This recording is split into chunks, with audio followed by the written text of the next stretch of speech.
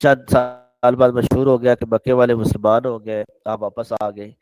بعد میں پتہ چلا خبر غلط ہے، پھر مدینہ کی طرف ہجرت کی اور مدینہ چلے گئے۔ آپ رضی تو نہایت دولت مند تھے، بہت آپ کے پاس اللہ کی طرف سے مال و دولت آپ کو عطا ہوئی تھی۔ جب مسلمان ہجرت کر کے مدینے گئے تو وہاں میٹھے پانی کا صرف ایک کنواں تھا جو یہودی کی ملکیت تھا، بڑا مشہور واقعہ ہے۔ مہنگے دراموں وہ فروخت کرتا تھا، مسلمانوں کو سخت تکلیف تھی۔ آپ نے وہ نصف کنواں 12,000 درہم میں لیا اور یہ شرط ہوئی کہ ایک دن حضرت عثمان رضی اللہ عنہ کی باری ہوگی، دوسرے دن جو ہوتی۔ جب حضرت عثمان رضی اللہ عنہ کی باری ہوتی تو آپ مسلمان مفت پانی بھرتے، 2 دن کے لیے بھر لیتے۔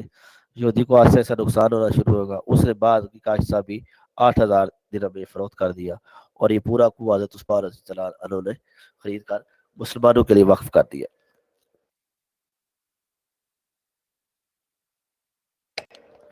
حضرت عثمان رضی اللہ تعالیٰ عنہ بڑے نرم دل، شرم و حیا والے تھے، نرم مزاج تھا، سپاہی مزاج نہیں تھا، لیکن تاہم غزوہ بدر کے علاوہ وہ تمام غزوات میں شریک رہے۔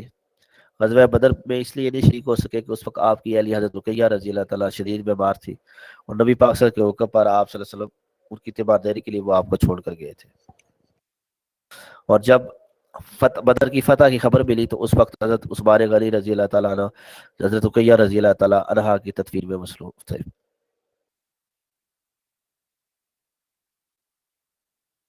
رسول اللہ صلی اللہ علیہ وسلم نے اپنی پھر دوسری صاحبزادی ام کلثوم رضی اللہ عنہ سے ان کا نکاح کر دیا۔ حدیبیہ کے مقام پر دوسرے صلی اللہ علیہ وسلم نے عثمان رضی اللہ عنہ کو اپنا سفیر بنا کر بھیجا اور جہاں پہ آپ کے شہادت کی خبر پہنچی اور اس وقت نبی پاک صلی اللہ علیہ وسلم نے بیعت رضوان بھی کی، اور جس کا مقصد حضرت عثمان رضی اللہ تعالیٰ کی شہادت کا بدلہ لینا تھا، لیکن بعد میں پتہ چلا کہ یہ خبر بھی جھوٹی ہے، حضرت عثمان رضی اللہ تعالیٰ شہید نہیں ہوئے۔ غزوہ تبوک میں بھی آپ نے شرکت کی، تنگی کا دور تھا، تمام لوگوں سے مدد کی اپیل کی گئی۔ غزوہ تبوک میں 30,000 پیدل چلنے والے اور 10,000 سوار تھے۔ اس جنگ کے اندر 1/3 اخراجات تھے وہ حضرت عثمان رضی اللہ تعالیٰ عنہ نے پورے کیے۔ اس کے علاوہ 1,000 اونٹ، 70 گھوڑے اور سامان کے لیے 1,000 دینار بھی پیش کیے۔ اس کے علاوہ آپ حضرت ابوبکر صدیق رضی اللہ عنہ اور حضرت عمر فاروق رضی اللہ تعالیٰ کے دور خلافت میں ان کے جو مجلس شورا تھی اس کے اہم رکن بھی رہے۔ حضرت عمر رضی اللہ عنہ کی خلافت کے شہادت کے بعد خلافت آپ کے سپرد کی گئی۔ تمام اسلامی ریاست کا نظم و نسق جو تھا ٹھوس اصولوں پر بنا ہوا تھا، آپ کے لیے کوئی پریشانی نہیں تھی۔ حضرت عمر اور حضرت ابوبکر جو نظام چھوڑ کے گئے تھے اس کو چلانا اتنا مشکل نہیں تھا۔ اسی طرح یہ سسٹم چلتا رہا۔ حضرت عثمان رضی اللہ عنہ کا جو دور خلافت ہے 12 سال پر محیط ہے۔ ابتدائی 6 سال امن و امان میں گزرے، اس کے بعد ایسا ایسا حالات خراب ہوتے گئے۔ حضرت ابوبکر صدیق رضی اللہ تعالیٰ عنہ کے بعد حضرت عمر فاروق جب آئے تو ان کا رعب و دبدبہ تھا، کسی میں کوئی جرت نہیں تھی کہ کوئی گڑبڑ کر سکے۔ حضرت عثمان نے جب خلافت سنبھالی تو ان کے خاندان کے لوگوں نے سرکاری عہدے لے لیے۔ حضرت عثمان رضی اللہ تعالیٰ عنہ طبیعتاً نرم مزاج تھے،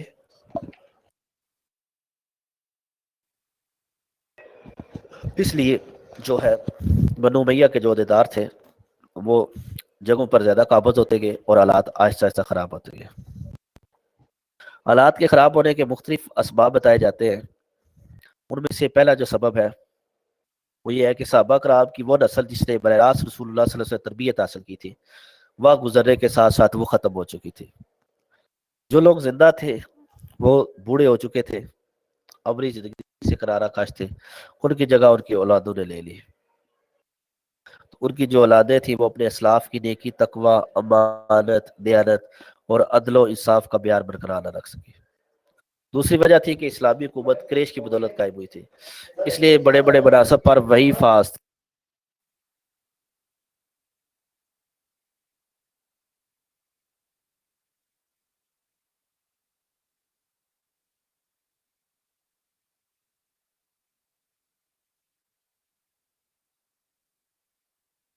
ہے نا۔ دوسری قومیں جو بعد میں شریک ہوئی، جب انہوں نے دیکھا کہ قریشی زیادہ ہے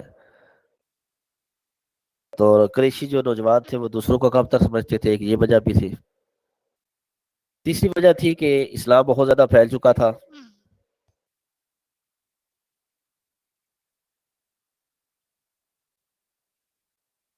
तो इस वजह से दूसरे जो बाकूम को उन्होंने भी जोर पकड़ना शुरू किया। इसके अलावा ईरानी मजूसी ये चाहते थे कि उम्मत ऐसे खानदानों में मुतकिल हो जाए जिससे ज्यादा बुरा आता उसका। इसके अलावा जो सबसे बड़ा फितना उस वक्त उठा वो अब्दुल्ला बिन सबा का फितना था। इन हालात में एक नौ मुस्लिम यहूदी जो दरअसल मुनाफिक था, उसने फायदा उठाने का फैसला किया। उसका नाम अब्दुल्ला बिन सबा था। इसने अपनी खुफिया तंजीम के जरिए मुल्क में अपने लोग फैला दिए, और ये लोगों को बज़ाहिर तो दीन की दावत देते थे, लेकिन असल में हज़रत उस्मान गनी रज़ी अल्लाह तआला अन्हु के खिलाफ बातें करते थे, झूठी दास्तानें मशहूर करते थे। इस प्रोपेगेंडे से कि मुखलिस मुसलमान है वो भी मुतासर हो गए। हज़रत उस्मान गनी रज़ी अल्लाह तआला अन्हु ने इन हालात में इस्लाह अवाल की भरपूर कोशिश की, अमाल को बुलाकर तजावीज़ भी ली, लेकिन इसके बावजूद हालात बेहतर ना हो सके। हज़रत उस्मान रज़ी अल्लाह तआला अन्हु के घर का मुआसरा कर लिया गया। जिस तरह हज़रत इमाम हुसैन रज़ी अल्लाह तआला अन्हु के की शहादत जो है उनके मसाइब बहुत ज़्यादा है, तो इसी तरह हज़रत उस्मान गनी रज़ी अल्लाह तआला अन्हु की शहादत के भी बहुत मसाइब है। मदीना के हालात खतरनाक हो चुके थे, बागी कट जो है वो काबू से बाहर थे। इसके बावजूद जो है हज़रत उस्मान गनी रज़ी अल्लाह तआला ने किसी हालत में भी ताकत इस्तेमाल करने की इजाज़त नहीं दी। 18 ज़िलहिज्जा 35 हिजरी को हज़रत उस्मान रज़ी अल्लाह तआला अन्हु को रोजे की हालत में कुरान करीम की तिलावत करते हुए शहीद किया गया। हज़रत उस्मान गनी रज़ी अल्लाह तआला अन्हु का खून मुबारक जो था वो उस वक्त जो तिलावत कर रहे थे उस कुरान पाक में गिरा, और वो अभी भी मौजूद है। उस्मान गनी रज़ी की शहादत से उम्मत मुसलमा में एक नए फितरे का आगाज हो गया।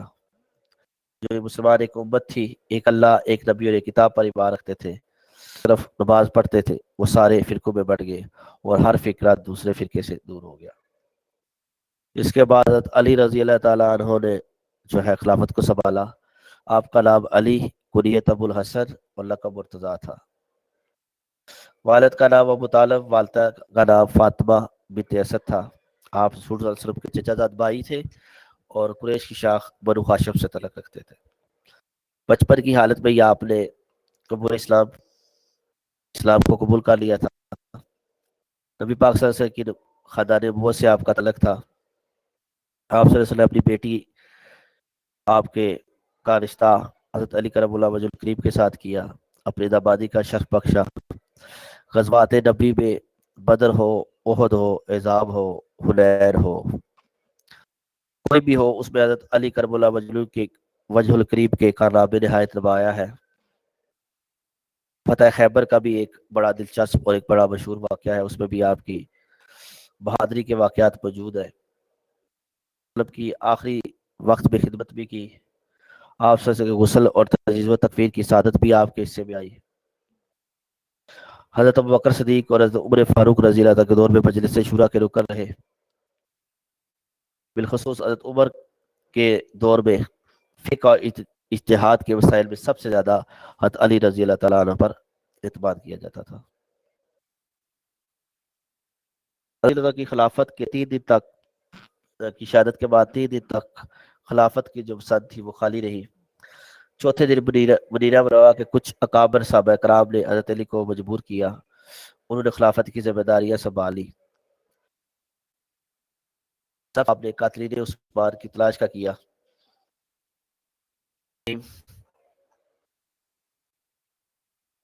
वो फितना फसाद की नजर रहा। 40 हिजरी में सुबह की नमाज के लिए जाते हुए एक खारजी इब्ने मुलजम ने आप करमुल्लाह वजहुल करीम पर हमला कर दिया, जिससे आप जख्मी हो गए। 21 शबान 40 हिजरी को आप करमुल्लाह वजहुल करीम का विसाल हो गया। विसाल के वक्त आपकी उम्र जो है वो 63 बरस थी।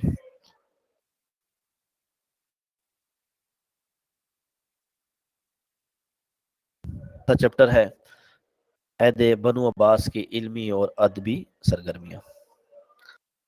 अब्बास का जो दौर था وہ علمی اور ادبی لحاظ سے بڑا اہم ہے۔ اس سلسلے میں خلفائے بنو عباس کا جو کردار وہ انتہائی اہم رہا، اور ان کا دور تہذیبی، تمدنی اور علمی اور ادبی لحاظ سے اپنی مثال آپ ہے۔ مذکورہ بالا تمام جو ان کا عہد ہے اس میں ترقی کے تمام سلسلے جو ہیں وہ آنے والے وقت کے لوگوں کے لیے بھی معاون ثابت ہوئے۔ اس دور کے اندر خلفاء کا کردار اہم رہا، جس میں خصوصاً ابو جعفر منصور، مادی، ہارون الرشید اور مامون الرشید جو ہے، ان کا جو دور ہے اس میں بہت فروغ ملا، اور میں وقت کی سرپرستی کی گئی اور سنہری دور جو ہے نا یہ کہلایا۔ حضرت مامون جو ہے، مامون الرشید اور ہارون الرشید جو ہیں ان کے واقعات بھی بڑے مشہور ہیں۔ وقت کے خلیفہ ہیں۔ ایک وقت اپنے بیٹے کو انہوں نے علم پڑھنے کے لیے اپنے ایک استاد کی خدمت میں بھیج دیا۔ ایک دن ان کے ذہن میں آیا کہ کیوں نہ میں جا کے چیک کروں کہ آیا میرا بیٹا جو ہے وہ کیسا پڑھ رہا ہے۔ وہ اس مدرسے میں چلے گئے۔ جب وقت کے خلیفہ تھے، جب دیکھا تو وہاں پہ ان کا بیٹا جو ہے، استاد سب وضو کر رہے ہیں اور بیٹا جو ہے وہ ایک ہاتھ میں اس نے لوٹا اٹھایا ہوا ہے اور پانی ڈال رہا ہے۔ یہ دیکھ کر بڑے شدید غصے میں آ گئے اور فوری طور پہ فرمایا کہ کیا میں نے اپنا بیٹا اسی لیے آپ کے پاس بھیجا تھا؟ ہونا تو یہ چاہیے تھا کہ یہ ایک ہاتھ سے اس نے لوٹا اٹھایا ہوا ہے اور دوسرا ہاتھ اس کا خالی ہے، اس سے یہ آپ کا پاؤں دھو بھی رہا ہو۔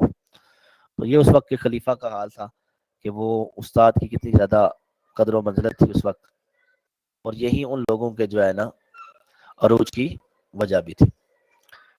دینی علوم اور ان میں علماء کی خدمات جو ہے وہ علوم القرآن میں تھی، تفسیر القرآن میں تھی، علم حدیث و فقہ میں تھی، علم کلام اور علم تاریخ میں تھی۔ سب سے پہلے ہم ذکر کرتے ہیں علوم القرآن کا۔ قرآن مجید تمام علوم میں سر فہرست ہے۔ عہد بنو عباس کے اندر قرآن کے علم نے مختلف صورتیں اختیار کی۔ فہم قرآن کے کئی علوم وجود میں آئے، یعنی قرآن کو سمجھنے کے، جس میں علم القرآن تھا، علم تفسیر تھی، علم معرفہ مکی اور مدنی تھی، علم معرفہ اول ما نزلہ تھی، علم معرفہ محکم تھی، متشابہ تھی، اس کے بعد علم معرفہ جمع و ترتیبیہ وغیرہ اس طرح کی تھی۔ سب سے زیادہ توجہ علم القراءات پر دی گئی۔ اہل عرب کے لیے تو بغیر اعراب کے قرآن پڑھنا مشکل نہ تھا، کیونکہ ان کی زبان ہی عربی تھی، مگر جو نئے مسلمان تھے جن کا تعلق عرب سے نہیں تھا، ان کے لیے قرآن کو پڑھنا بہت مشکل تھا، بہت دشوار تھا۔ اس ضرورت کے پیش نظر چند بزرگوں نے اس کی طرف توجہ دی، اور ان بزرگوں کی وجہ سے ہی قرآن پر جو ہے نا ہماری آج کی قرت کا دار و مدار ہے۔ تو ان قرآن سبا کے نام یہ ہیں: نافع بن عبد الرحمن، حضرت ابو عمر بن علا، عبداللہ بن عامر، عبداللہ بن کثیر، ابو بکر عاصم، حضرت حمزہ بن خبیب، حضرت ابو الحسن علی بن حمزہ الکسائی۔ مندرجہ بالا تمام بزرگوں نے اکثر ابو بنو عباس کا عہد پایا۔ علم قرت پر جو کچھ کام ہوا اس کا ماخذ یہی 7 بزرگ ہیں۔ اس پر علم قرت پر بہت کام کیا، اس پر کتابیں لکھی۔ احمد بن زید نے حضرت ابو عمر بن العلا کی قرت پر ایک کتاب لکھی۔ ابو الحسن جو ہے نا کے شاگردوں نے ان کے علم پر کتابیں لکھی، جس میں عروف الکسانی بہت مشہور ہے۔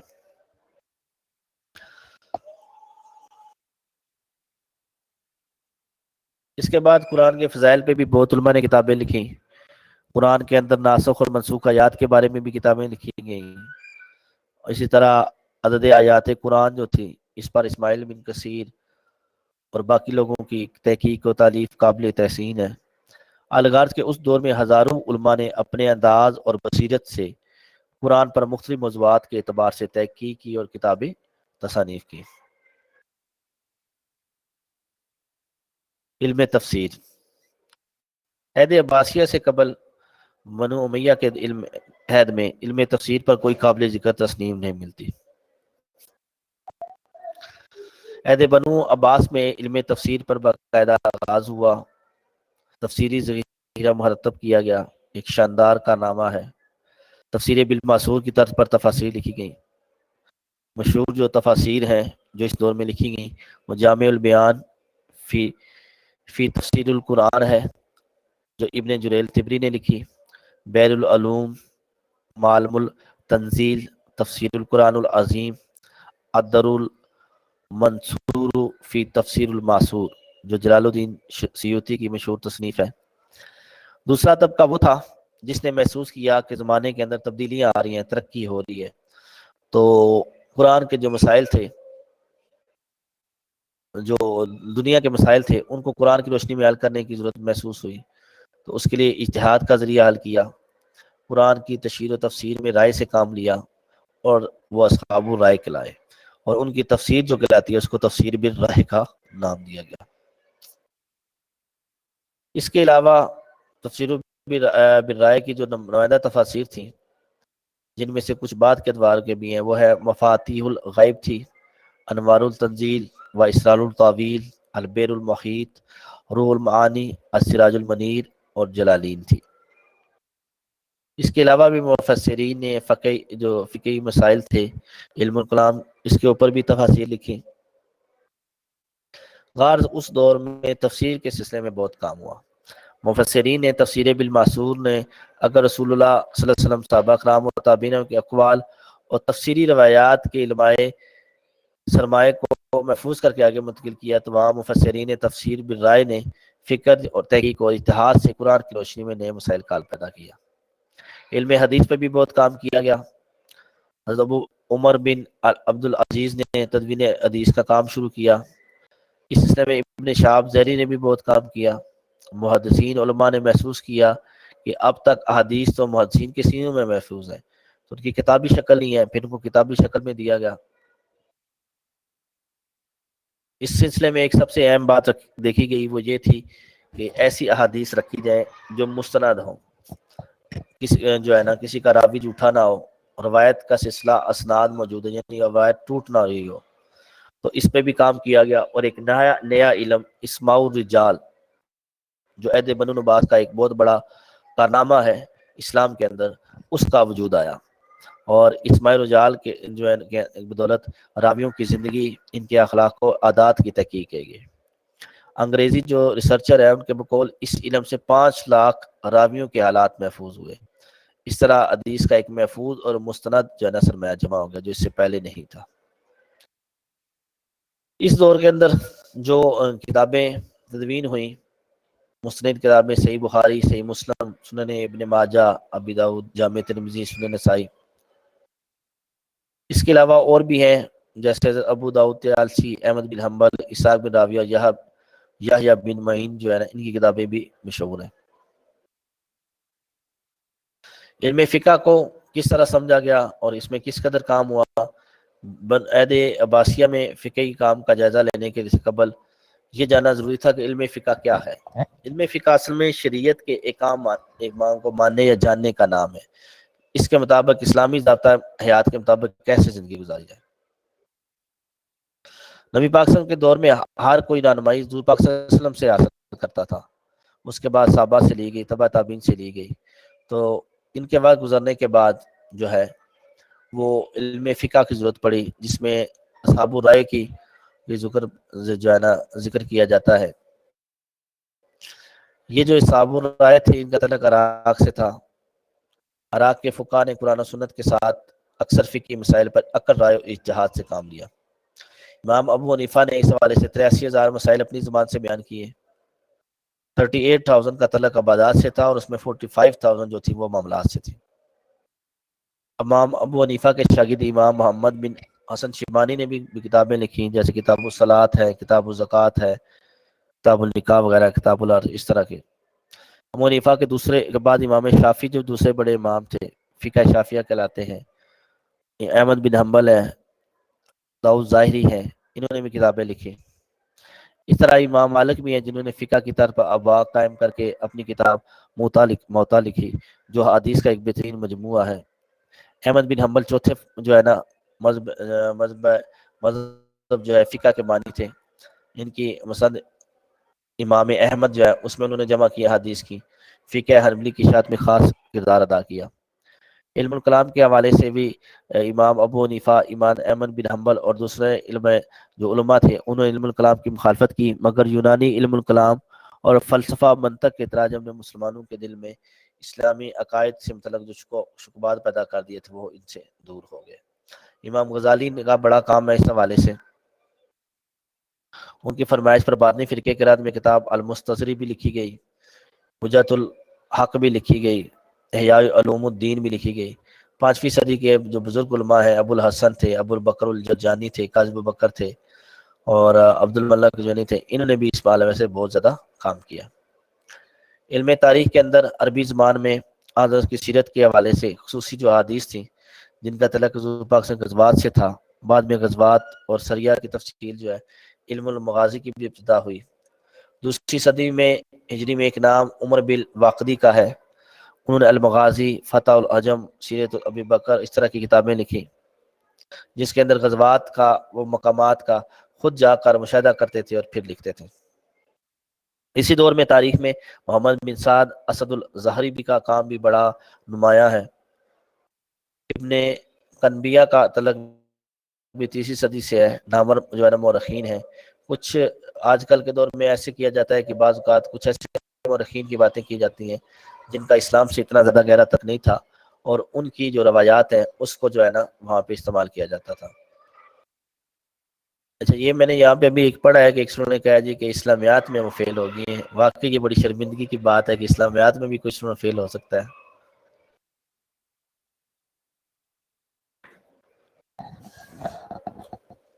موسٹلی اسٹوڈنٹ کے کسی سبجیکٹ کے شاکر نمبر ہی لگے ہوئے ہیں؟ میرے خیال میں تو آپ تمام لوگوں کے نمبر سارے ٹھیک لگے ہوئے ہیں۔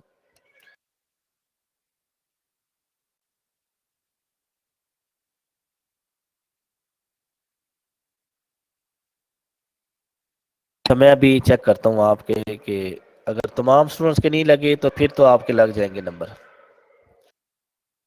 اگر کچھ ایک دو کا ہے تو اس کا مطلب ہے ان کا کوئی ایشو ہوگا۔ اسائنمنٹس کے نہیں لگے یا ایگزام کے نہیں لگے؟ اچھا، ایگزام کے نہیں لگے، ری اپیئرنگ۔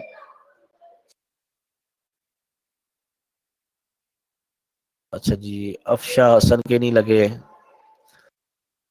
نبیلہ کوثر کے چیک کرتا ہوں۔ اچھا، آپ لوگ ایسے کریں کہ تمام لوگ جو ہے نا یونیورسٹی کو ایک ای میل کر دیں، ٹھیک ہے؟ تو نمبر آپ کا کم از کم کمپلین آپ کی فارورڈ ہو جائے۔ میں آپ کو ایک اور آن لائن چیز بتاتا ہوں، یہاں سے آپ آن لائن اپنی جو ایشو ہے وہ آپ یونیورسٹی کو جو ہے نا بھیج سکتے ہیں، ٹھیک ہے؟ تمام لوگ آن لائن اس ویب سائٹ سے جو ہے وہاں پہ سبمٹ ٹکٹ کمپلین پہ جائیں اور وہاں پہ اپنی کمپلین لانچ کر دیں۔ اس ویب سائٹ پہ جائیں اور یہاں پہ پرائرٹی کو ہائی سلیکٹ کریں اور یہاں سے آپ اپنی کمپلین جو ہے نا وہ لانچ کر دیں تمام لوگ۔ سبمٹ ٹکٹ پہ جائیں گے اور وہاں پہ اپنی نام وغیرہ چیزیں لکھیں گے، جن کے ساتھ سٹار لگا ہوا ہے وہ آپ نے لازمی طور پہ وہ چیزیں جو ہے نا آپ نے ان کو لکھنا ہے۔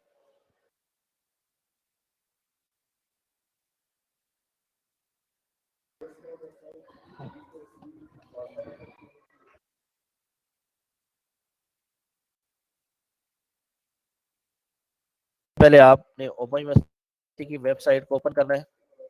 ویب سائٹ اس میں رائٹ سائڈ سے پہ ٹاپ پہ سب سے اوپر چلے جائیں، رائٹ سائڈ پہ سب سے اوپر کنٹیکٹ آس پہ کلک کریں گے۔ یہاں پہ آپ آ جائیں کنٹیکٹ آس کے اندر تیسرے نمبر پہ جو ہے نا یہ آپ کو یہاں پہ گلوب سا بنا ہوگا، اس کے ساتھ لکھا ہوا ہے sport.aiou.edu.pk، اسے اوپر کلک کریں گے تو یہاں پہ آپ کے سامنے اس طرح کی یہ سکرین اوپن ہوگی۔ ایک سائڈ پہ لکھا ہوا ہے سبمٹ اے ٹکٹ کمپلینٹ، دوسری طرف لکھا ہوا ہے ویو ایگزسٹنگ ٹکٹ۔ یہاں پہ آپ کمپلینٹ پہ جائیں گے، نام آپ نے لکھنا ہے، اپنا ای میل لکھ دیں، اپنا نہیں کسی کا لکھ دیں، ای میل کو دوبارہ سے لکھیں گے۔ کیٹیگری یہاں پہ آپ نے سلیکٹ کرنی ہے تو یہاں پہ آپ نے ایگزامینیشن رزلٹ چیکنگ پہ جانا ہے۔ एग्जामिनेशन रिजल्ट चेकिंग के ऊपर क्लिक कर देंगे। प्रायोरिटी वो पूछेगा लो, मीडियम या हाई, यहाँ पे आपने हाई को करना है। अपना मोबाइल नंबर लिखना है, रोल नंबर लिखना है, रजिस्ट्रेशन नंबर बेशक नहीं लिखेंगे, छोड़ सकते हैं। यहाँ पे आप प्रोग्राम अपना जो है आपने बीएड को सिलेक्ट करना है। रीजन आपका जो भी बनता है, फॉर एग्जाम्पल किसी का रावलपिंडी है तो रावलपिंडी रीजन को सिलेक्ट कर देंगे। बाकी ये नीचे जो चीजें लिखी हुई हैं इनको आप छोड़ सकते हैं। आपका जो है एग्जामिनेशन सेंटर कौन सा था वो यहाँ पे लिखना है आपने, उसकी सिटी कौन सी थी। फॉर एग्जाम्पल रावलपिंडी था, रावलपिंडी लिख देते हैं। सेमेस्टर आप छोड़ देते हैं, यहाँ पे अपना फादर नेम लिख रहे हैं, सब्जेक्ट यहाँ पे लिखने हैं, और यहाँ पे जो मैसेज है ना इसमें आपने डिटेल लिखनी है, बेशक उर्दू में लिखने, इंग्लिश में लिखें कि आपका जो ये कोर्स है इसका जो है ना रिजल्ट जो है आपका उसका नंबर शो नहीं हो रहे जबकि आपने पेपर इसका दिया भी था। और उसके बाद यहाँ पे अटैचमेंट अगर आप करना चाहते हैं तो इसी रिजल्ट कार्ड की जो स्क्रीन शॉट है उसको शेयर कर सकते हैं, ना भी करना चाहे तो मसला नहीं है। यहाँ पे वो एक क्वेश्चन पूछेगा कि इसको प्लस करें, 9 प्लस 8 को प्लस करें तो 17 आता है, और यहाँ पे सबमिट के टोकन पे कर देंगे। जब आप सबमिट कर देंगे तो उसके बाद अगर आपके पास एक टोकन नंबर आ जाएगा, आपने उसको सेव कर लेना है। नेक्स्ट आपने व्यू एग्जिस्टिंग टिकट पे जाएं, वहां पे वो टोकन नंबर लिख के व्यू करेंगे।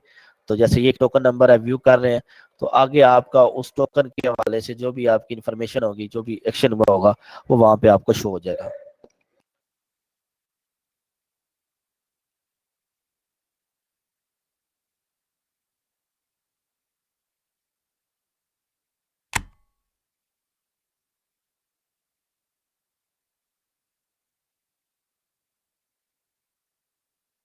आमी लोग जो है इनके इस्लामियात के अलावा बाकी सब्जेक्ट्स के अंदर भी मार्क्स इतने ज़्यादा नहीं है, तो जिनके नहीं लगे हुए वो जो मैंने आपको ये तरीका बताया जो है ना वो वहाँ पे टिकट सबमिट करने का, वहाँ पे आप इसको सबमिट करवा के जो है ना उसको चेक करवा सकते हैं।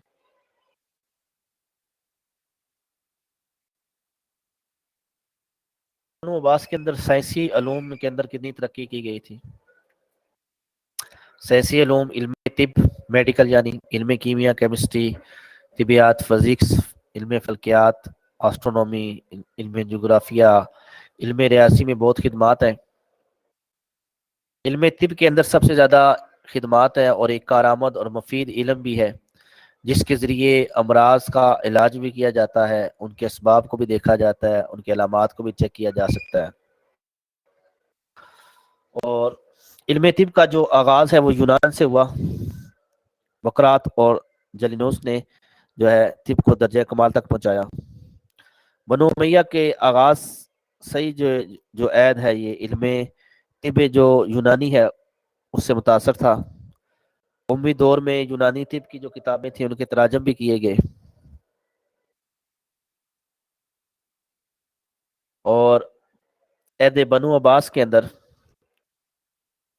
इल्मी और साइंसी तरक्की का एक सुनहरा दौर कायम हुआ, क्योंकि उन्होंने इन्हीं यूनानी तिब की जो कदीम किताबों के तर्जमे थे उनका काम सरकारी सतह पर शुरू किया। बकरात और जालिनोस की किताबों के तर्जमे कराए गए। इन कामों में अबू याह्या इब्ने मासविया, इब्नुल हसन के नाम जो है मिलते हैं। इनके अलावा कस्ता बिन रबूका, यूहन्ना बिन मासविया भी काबिल जिक्र है। ऐदे बनु अब्बासिया के चंद मारूफ जो उतबा थे, जो तबीब थे, उनमें से अक्सरियत ने तिब में कमाल हासिल किया।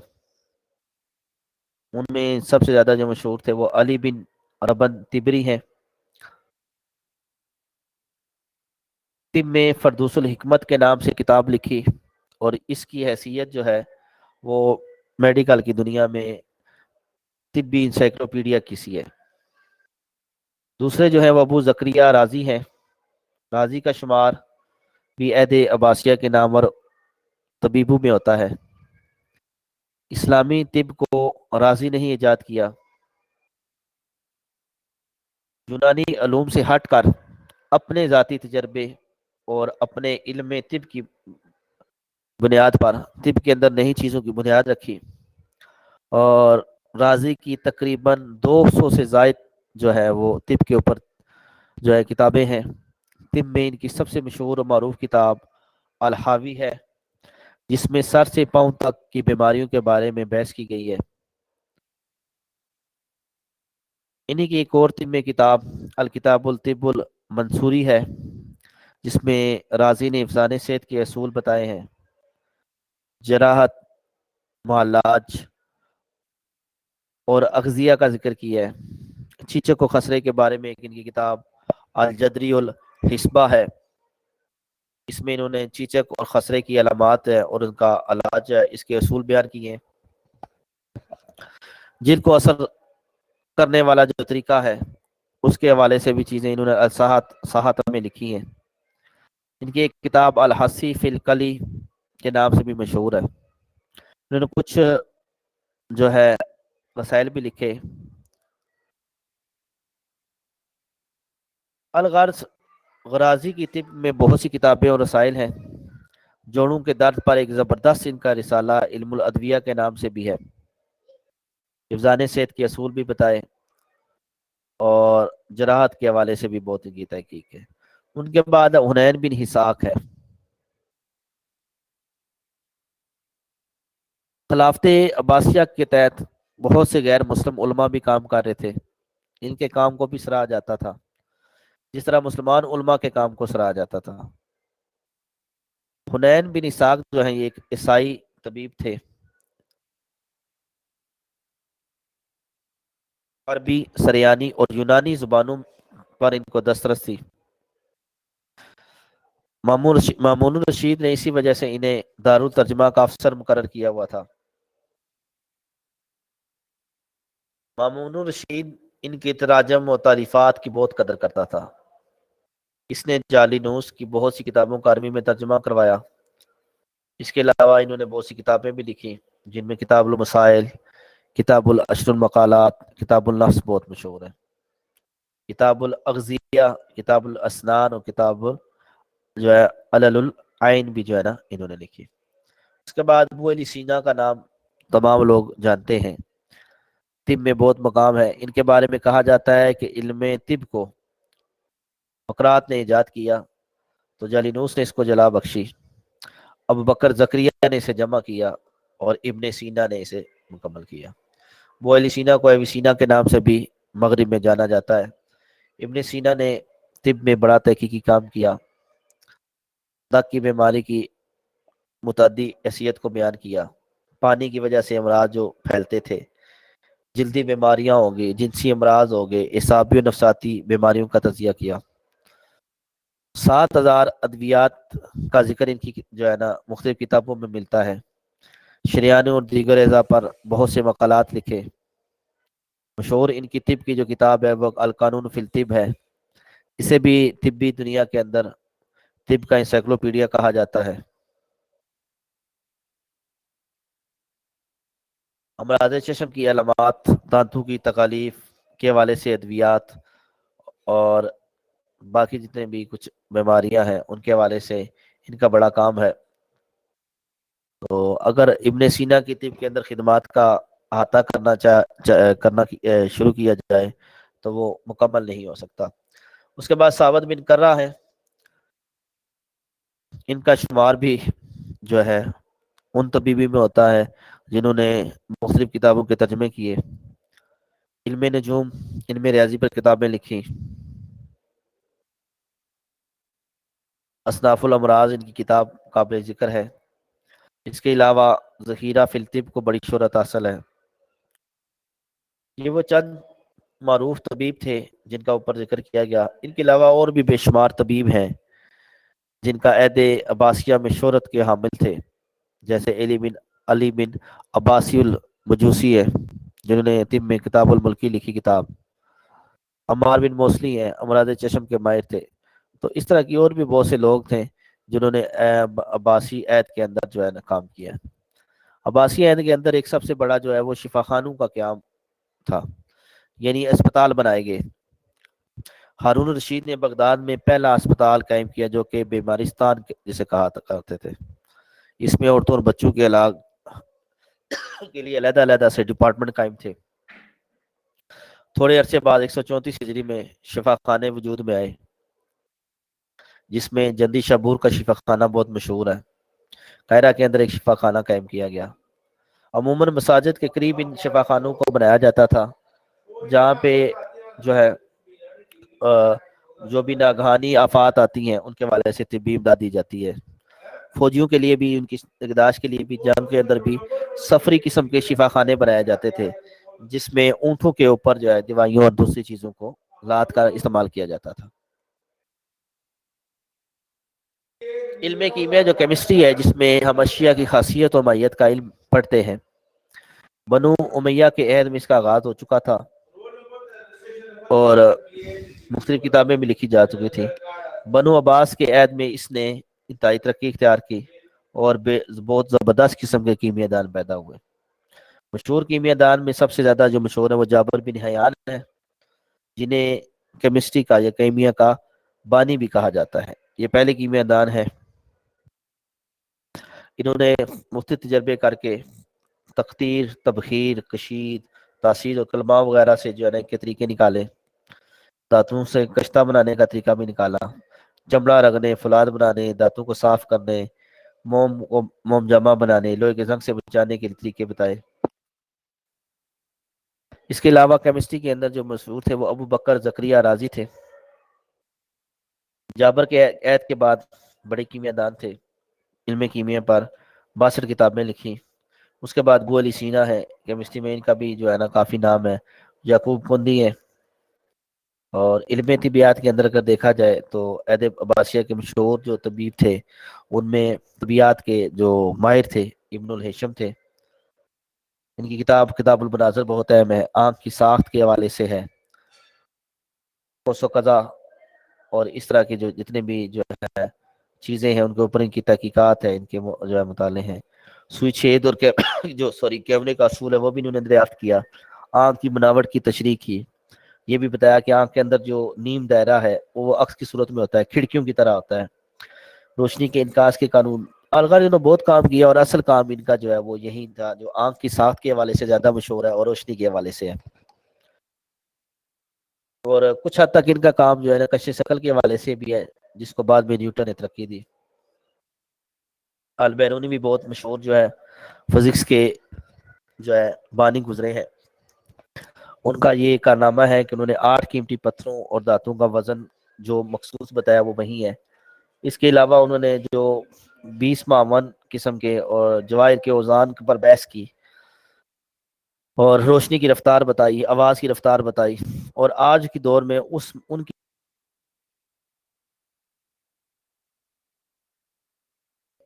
ابو الاسود کو کلام کی 3 قسمیں لکھ کے دی تھی، جو اصول لکھ کے دیے تھے. اس میں ایک اسم ہے، دوسرا فعل ہے اور تیسرا حرف ہے. اور اسی بنا پر عربی میں پھر جو ہے علم اللہ کی جو ہے بنیاد رکھی گئی. اس کے بعد یہ باقاعدہ جو علم ہے علم کی صورت اختیار کر گیا. بنو عباس میں یہ باقاعدہ ایک فن تھا. بہت سے ماہر جو تھے وہ اس علم میں اس دور میں پیدا ہوئے جنہوں نے شہرت بھی حاصل کی. یونس بن حبیب. یونس بن حبیب نے اس موضوع پر علم اللہ پر بہت سی کتابیں لکھی. جی اب آواز آ رہی ہے نا؟ اب آپ لوگوں کو میری آواز آ رہی ہے نا؟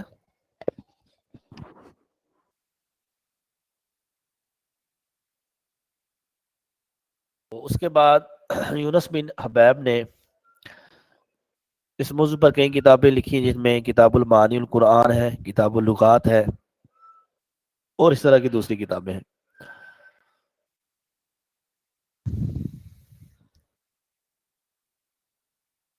اس کے علاوہ جو علم اللہ کے حوالے سے عہد بنو عباس کے اندر جو لوگ تھے اس میں ابو مالک شامل ہیں، ابو معلم الشیبانی شامل ہیں، موجود سدوسی شامل ہیں، سیبویہ شامل ہے. یہ مشہور امام ناو ہے سبیہ جو ہے نا سیبویہ. ان کی کتاب ہے کتاب المصادر لکھی گئی جو نہایت ہی بنیادی اور اہم کتاب ہے.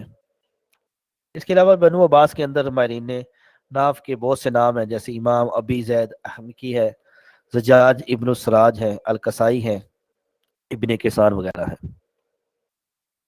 نثر جو ہے ادب کی وہ شاخ ہے جس میں ہم جو ہے زبانی تبادلہ خیالات جو ہے نا لکھ کر یا زبانی کسی اپنے جو خیالات ہیں ان کو عام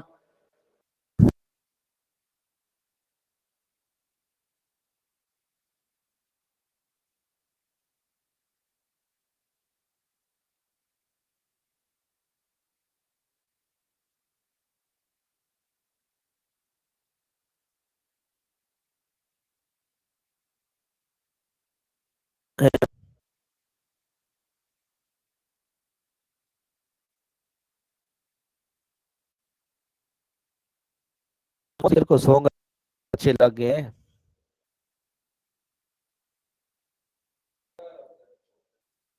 بیٹا یاد رکھیں جب آپ لاگ ان ہو جاتے ہیں تو آپ کو آواز نہیں آتی یا کچھ اس طرح کا ایشو ہوتا ہے، پھر بھی آپ کی اٹینڈنس ہو جاتی ہے، اس کا آپ کی آواز کے ساتھ تو کوئی تعلق نہیں ہے. آپ کا اگر نو وائس کی وجہ سے آپ سمجھ رہی ہیں کہ شاید آپ کی ورکشاپ پچھلی ریپیٹ ہوئی ہے، تو ایسا نہیں ہوتا.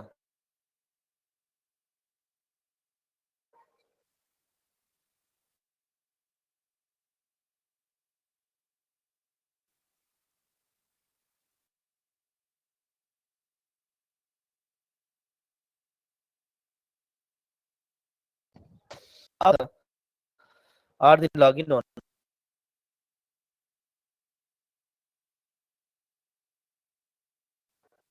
اور دوبارہ کے والے سے وہ پھر آپ کبھی وہ ڈیسائیڈ کریں گے، اور نیا شیڈیول آئے گا آن لائن، یا آپ نے جو ہے نا ان کو اٹینڈ کرنا ہوگا.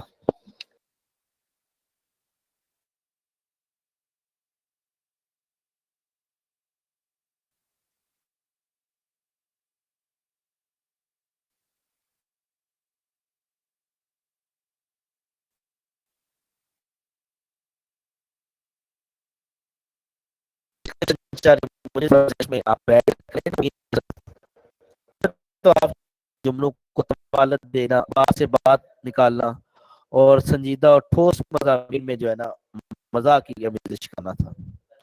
تیسرا طبقہ جو تھا وہ سردار ابن الحمید کا تھا، اس کا ان کا اصول تھا وہ نہایت دل نشین تھا.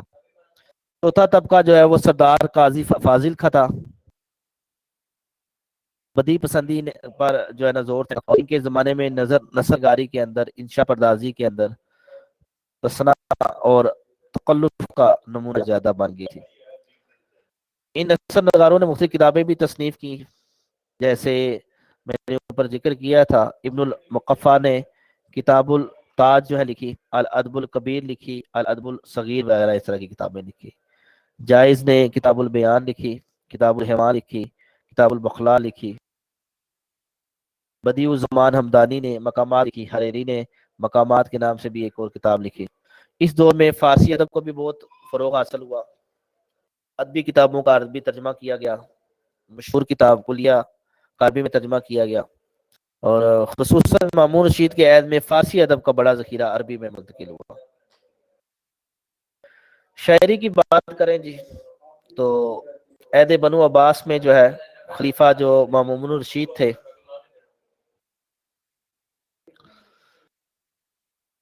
خلیفہ مامون رشید تھے، ان کے عہد میں مدح اور اشیاء شاعری کو فروغ حاصل ہوا.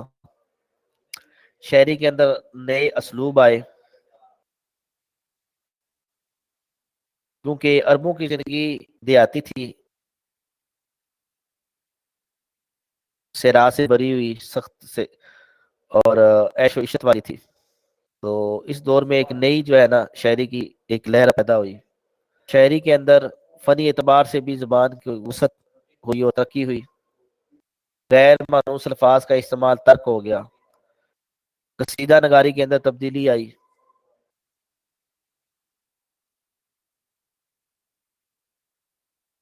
محلات کی یا باسی کے جو شاعری کے لوگ تھے ان کی جو عیاشی تھی اس پر جو ہے نا شاعری لکھی گئی. غزل کو متعارف کرایا گیا، قصیدے جو ہے نا ایجاد ہوئے.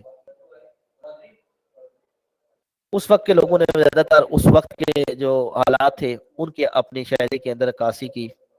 اس کے علاوہ عباسی عہد میں سیاسی مقاصد کے لیے بھی شاعری کو استعمال کیا گیا. جن شعراء کی ہمدردیاں علوی خاندان کے ساتھ تھیں ان کی عقیدت میں مدح کی گئی، توصیف لکھی گئی. عباسی خلفاء جو تھے ان کے خلاف جو ہے نا شاعری لکھی گئی. اسی طرح جو ہے شاعری کو سیاسی مقاصد کے لیے استعمال کیا گیا،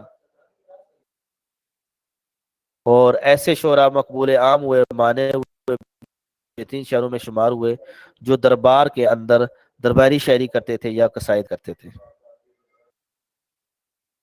یہی وجہ ہے کہ مروان ابن ابی حفصہ کو ایک دفعہ 5 لاکھ دینار دیے گئے۔ ہارون کے علاوہ دیگر خلفاء بھی جو تھے وہ شاعری کی اور شعراء کی سرپرستی کرتے تھے، کیونکہ وہ خاص شعراء تھے جو ان کے حوالے سے مدح اور ان کی توصیف کرتے تھے، ان کو انعامات سے نوازا جاتا تھا۔ غرض کے خلفائے عباسیہ کی جو دلچسپی اور قدردانی اور ان کے نئے رجحانات تھے، اس نے اس عہد کی شاعری پر بھی اثر ڈالا۔ اس دور کے شعراء نے خوبصورت شاعری کی۔ ابو العتائیہ کی شاعری ایسی زندہ شاعری ہے کہ اسے صرف ماضی کا شاعر نہیں کہا جا سکتا، وہ اپنے وقت کا حالی اور اقبال تھا۔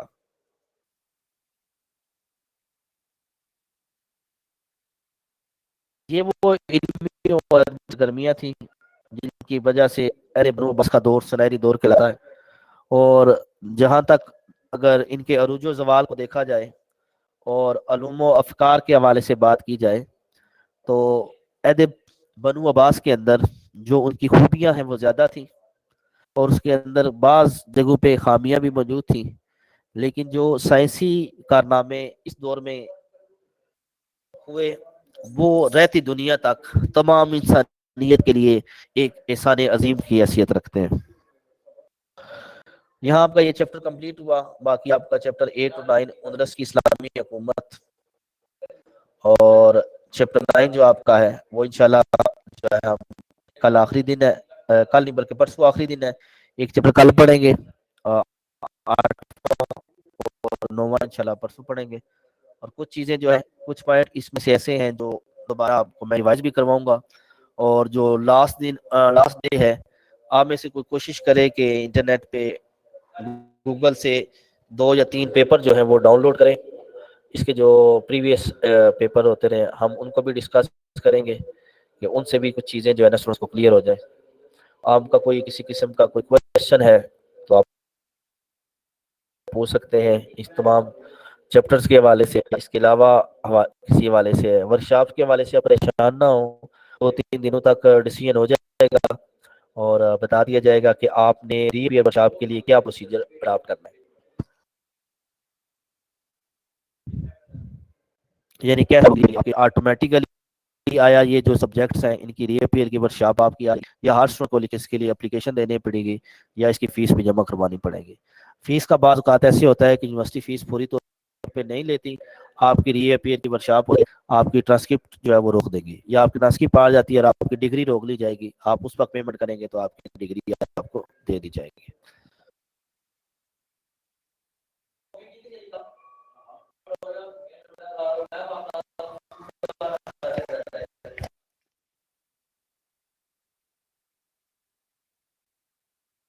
کوشش ہوتی ہے کہ آپ لوگوں کے لیے جو ہے فائدہ ہی ہو۔ آن لائن ورکشاپ کی کوشش یہی تھی کہ آپ لوگ گھر پہ بیٹھے بغیر کسی جگہ جائے آسانی کے ساتھ ورکشاپ اٹینڈ کر لیں، لیکن مسائل ہوتے ہیں نئے نئے سیٹ اپ کے، تو امید ہے کہ وقت کے ساتھ ساتھ یہ چیزیں بھی سیٹل ہو جائیں گی۔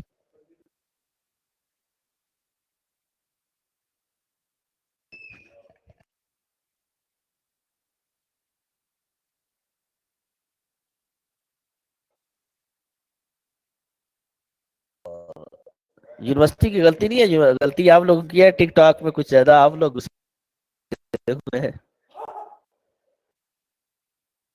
ابھی دیکھیں شاکر کو بھی وہی چیزیں یاد آ رہی ہیں، تو تھوڑا سا اس کو اپنے ذہن سے اتار دیں ٹک ٹاک وغیرہ کو اور ایگزام کی طرف توجہ دیں۔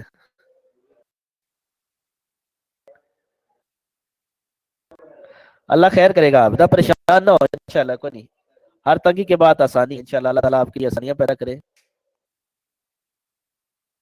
جی آپ موبائل لیفٹ کر لیں، یہاں تک کلاس پر یہاں تک ہی آج کی، ٹھیک ہے آپ لیفٹ کر لیں، آپ بچوں کو پڑھائیں، ان کو پڑھانا بھی ضروری ہے، فوکس کریں ان پہ۔ صدف کو تو آواز ہی نہیں آ رہی ہے۔